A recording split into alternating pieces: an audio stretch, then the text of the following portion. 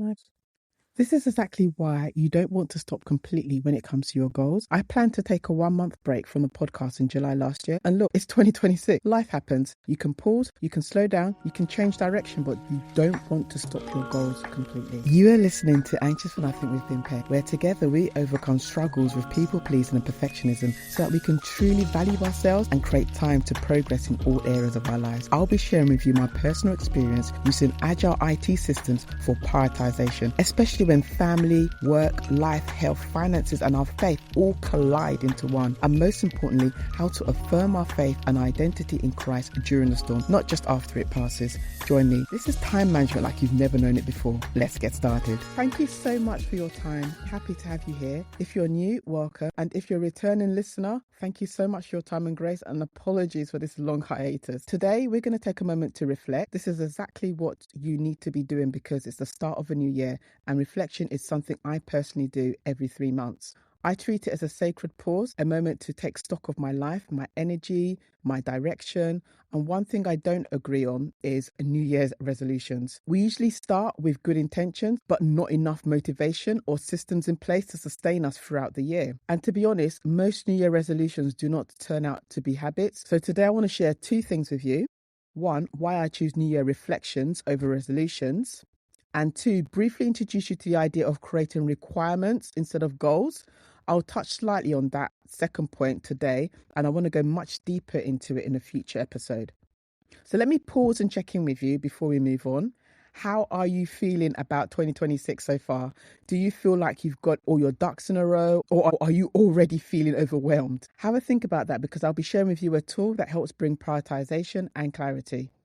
So the first point, why reflections are not resolutions. Reflections allow you to tell the truth about where you actually are over where you wish you were. And there's psychological research to support this. Studies of self-regulation and self-behavior change show how reflection improves our self-awareness, and it is a critical predictor of long-term habits forming. And also, when you reflect, you're actually creating space for honesty about yourself without the shame, and invites you to look at how things can align rather than punishment of, oh, I didn't do this, I didn't get that done. So, for example, since 2018, I have been buying so many different courses. And I bought a course on Amazon, I bought a course on YouTube, I bought a course on Instagram, so many different courses. And I decided to reflect on this and look at this behavior pattern. And I realized that, you know what, I've been spending so much time and money on all of these different things. So I've now given myself a life requirement as a result. And I'm going to talk more about requirements towards the latter part of this podcast. So the second point I want to make is the benefits of reflecting over having New Year resolutions. Reflections have helped me a massive part this year. So instead of asking, what do I want to achieve? I ask myself, what has worked? What didn't work and why? This shifts the focus from pressure to progress. And from a time management perspective, this mirrors the Agile retrospective process that I do at work once we've delivered a piece of software. So instead of just scrapping everything and thinking, you know what, I'm just going to start all over again, you just stop, have a look at what can be improved and work from there. And reflections has kept me moving forward without burning out. Whereas resolutions are more like wishes that you make for yourself. They're not rooted in anything like realistic.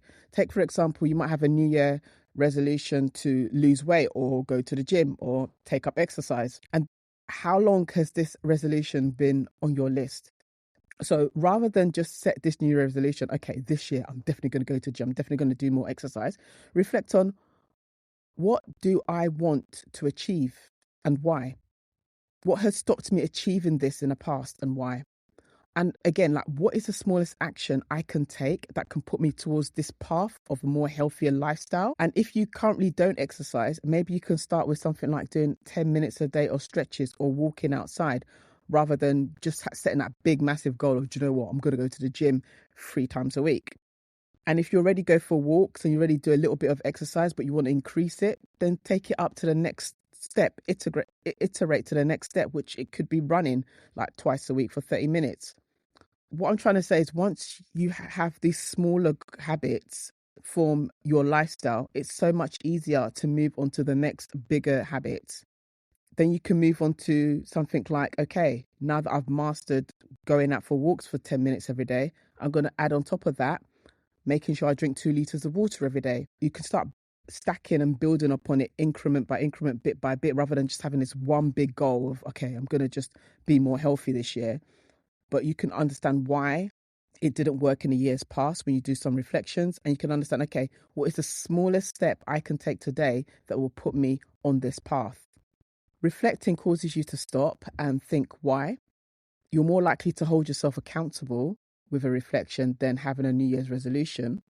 Because with a resolution, when you stop or you fall off the bandwagon, you're more likely to feel shame and guilt and run away from the goal. But whereas reflection, you're more likely to be like, okay, why didn't it work? What can I do better? How can I improve?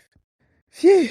Okay, so how are we doing? What are your thoughts right now on taking time to reflect? I'm sure you'd love to have like a simple tool that will help you prioritize and actually move you forward. And not just something that looks good on paper, but something that will actually stick. So it's still to come. So far, we have talked about why reflections are more powerful than resolutions, the benefits of using reflections consistently. Next, we're going to go deeper into requirements that I mentioned earlier, like having a requirement over a goal. This is something that I started using over setting goals, and we'll get right into this after the ad break. As a boy mum of three, working full-time, running a household and holding an elder position in church, I used to treat rest as a reward, something I earned after exhaustion. Now I prioritize rest like it's a bill I have to pay. This means intentionally scheduling trips, spa, holidays, and real downtime. One way I've done this is by becoming a home-based travel agent, allowing me to stretch my budget and earn commission on trips I was already taking. You can absolutely do this and start traveling smarter. If this is something you're curious about, connect with me on Instagram at Mrs. Agile Travels. This could be a great opportunity for you and your loved ones. That's Mrs. Agile, Ajala Travels on Instagram. So setting requirements instead of goals, this was like a big game changer for me last year. At work, as a product owner, I use requirements every single day for my team to build the right system for the customers. But I didn't think that I could apply this to my personal life. I mean, a requirement is simply a clear description of what the standard that needs to be met. For example, at work, I might say something like the finance system must produce monthly expenditure reports for key projects. In my personal life, one of the requirements I have right now is that I'm going to prioritize rest like it's the electricity bill that must be paid. And this shift caused me to work from rest rather than working to rest, because previously I used to treat rest like a reward, and this led me straight to burnout. When I would set smart goals, I would often struggle to personalize them because there's too much focus on the outcome rather than enough on the process. Whereas a requirement feels different. It feels more like a promise I'm making to myself, and having a requirement will drive the process that you take. And that process that you take will now end up producing that outcome. For example, I gave myself a life requirement of working from rest. As a result, I'm thinking of what can cause me to work from a state of rest, both physically and mentally. I'm constantly checking in on myself. When I feel tired or when I feel frustrated, I will take the appropriate action to make sure I align myself with this requirement of working from rest. And as a result of that, I'm finding that I'm more alert, I'm more focused, I'm more present. Another requirement that I gave myself, as mentioned earlier, was that I said to myself, look, this year, I am not buying any more courses. I'm going to focus solely on the podcast and the home-based travel that I'm doing as a business, rather than jumping into so many different things. So like back to my life requirement on rest, before I would set myself a goal of, do you know what, you need to get 8 hours sleep every night in order to make sure that I have enough rest. And, this goal was smart, but it didn't necessarily mean that I was in a mental place of rest. So I'd physically force myself to go to bed at a certain time, but like mentally I weren't at rest. And there were times where, I met that goal of 8 hours sleep every night. And then by the next month, I'm starting back again. I'm back. I've fallen back off the bandwagon again, and I've not met the goal. And I feel like I'm starting from square one again. So that's why just having that life requirement of from rest, it just causes me to stop. Every moment I feel a little bit tired or I feel a little bit frustrated, I'll stop and I'll just ask myself some questions. Do I need to take some time off? Do I need to say no to something? Do I need to stop? Do I need to slow down? And just thinking about that just gives me that freedom and that release to just be able to do things that suit my body needing rest. Like, for example, the other day I went to bed 7:30. Why? Because I was tired. I felt tired in my body. Whereas before, I might be like, okay, do you know what? On my Apple Watch goal, I set it to 9 o'clock. That's when I'm meant to go to bed. So I'm going to push, and then wait till 9 o'clock because that's the time I set my goal to be going to bed every day. But on this particular day, at 7:30, I was tired. I went to bed. So in summary, New Year reflections are powerful because they force you to pause, think, and be more intentional about your trajectory. Resolutions often fade away by the end of January. Motivation drops and then you quietly give up. And requirements over setting goals are more personal, I find, in my opinion. Once you have a goal is achieved, it's just easy to forget it. Okay, I've marked that goal, done. I'm not going to do that anymore. Whereas having a requirement, it kind of shapes how you live daily.